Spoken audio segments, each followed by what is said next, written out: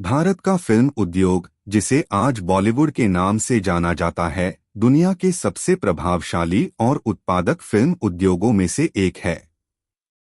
यह हर साल सैकड़ों फिल्में बनाता है, जिसमें संगीत, नृत्य, नाटक और भावनाएं इस तरह समाहित होती हैं, जैसा किसी अन्य सिनेमा में नहीं होता।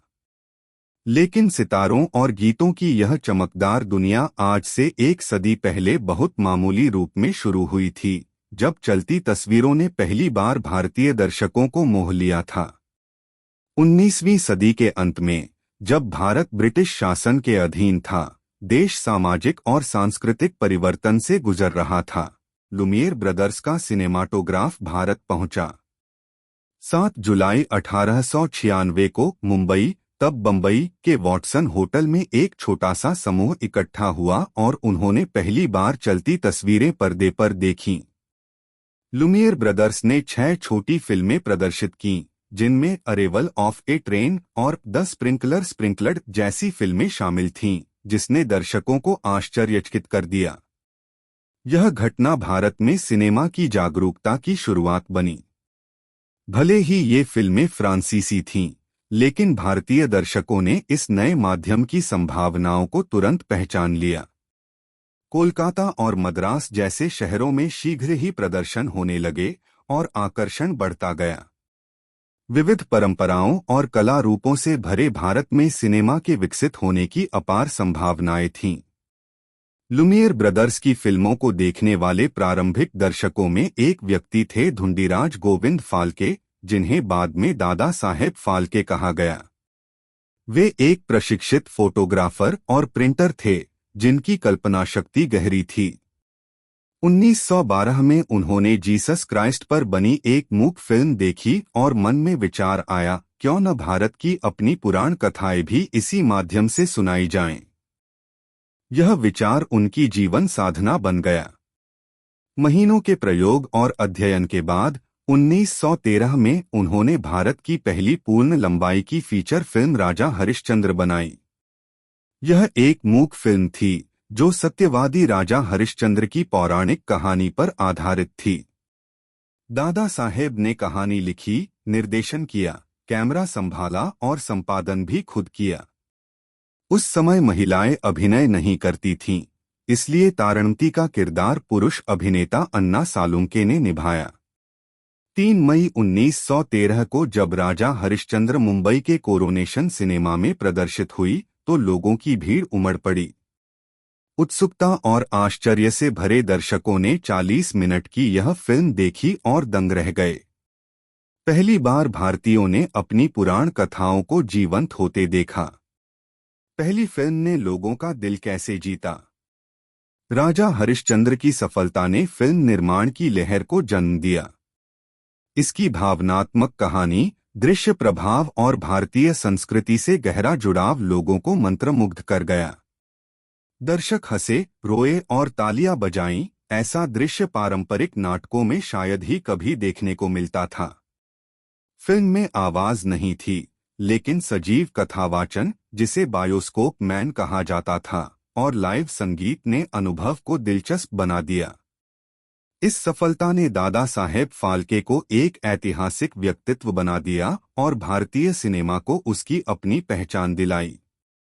मूक सिनेमा का युग 1913 से 1931। फाल्के की सफलता के बाद कई फिल्मकारों ने सिनेमा में कदम रखा। बंबई, कलकत्ता और मद्रास में स्टूडियो खुलने लगे।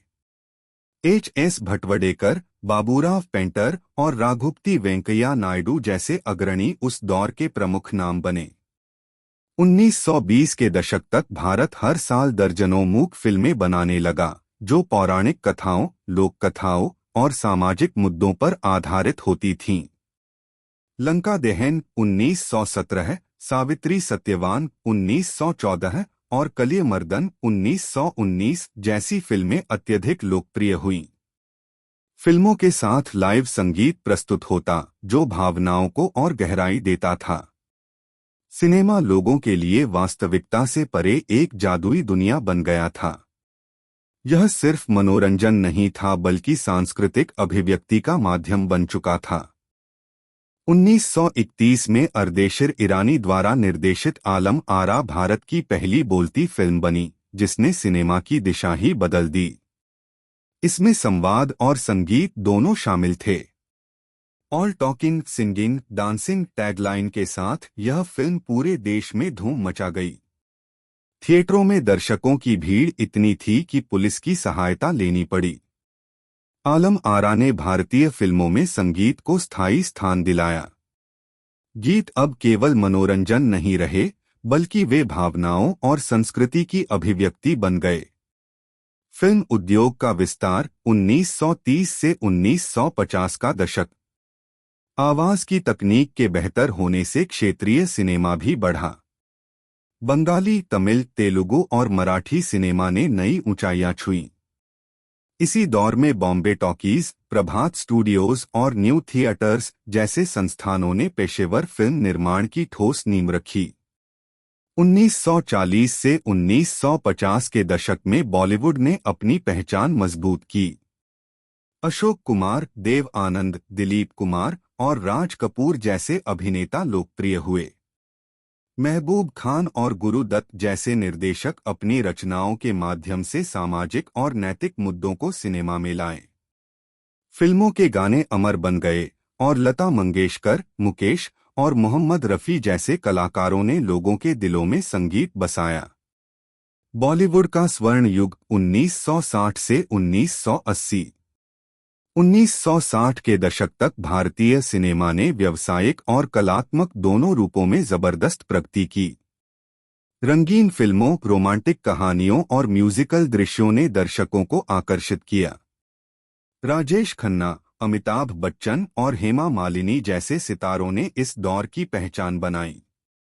1970 के दशक में एंग्री यंग मैन युग शुरू हुआ। अमिताभ बच्चन की जंजीर और दीवार जैसी फिल्मों ने जनता की आवाज को पर्दे पर उतारा।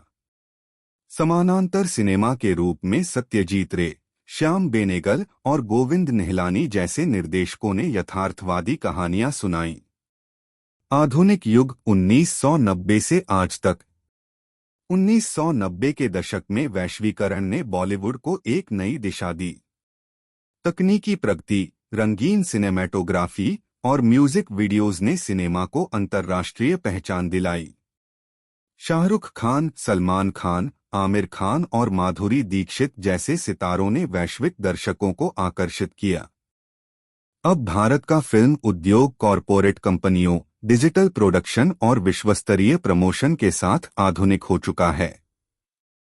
लगान, 3 इडियट्स, बाहुबली, RRR और गदर 2 जैसी फिल्मों ने भारतीय सिनेमा का गौरव दोबारा विश्व मंच पर स्थापित किया है। सिनेमा का जादू आज भी कायम है। बॉलीवुड की सबसे बड़ी शक्ति उसकी भावनात्मक जुड़ाव में है। राजा हरिश्चंद्र की मूक छवि से लेकर आज के डिजिटल युग तक भारतीय सिनेमा ने भारतीयों के सपनों और संघर्षों को पर्दे पर दर्शाया है। आज भी इसकी आत्मा कहानी कहने में बसती है, ऐसी कहानियां जो दिल को छू जाती हैं। यही कारण है कि दादा साहेब फाल्के के युग से शुरू हुआ यह जादू आज भी उतना ही जीवित और प्रभावशाली है।